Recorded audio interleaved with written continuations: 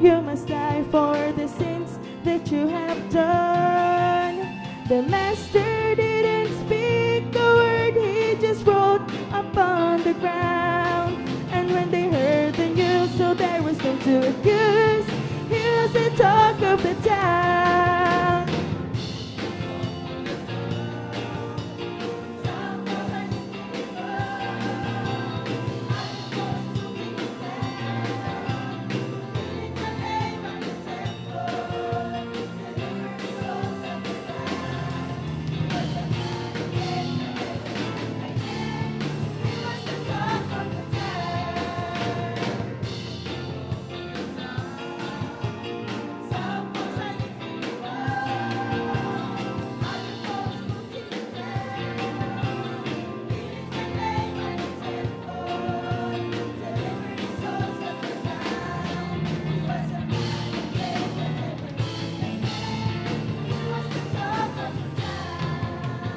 The scribes and the Pharisees brought a woman to be sold.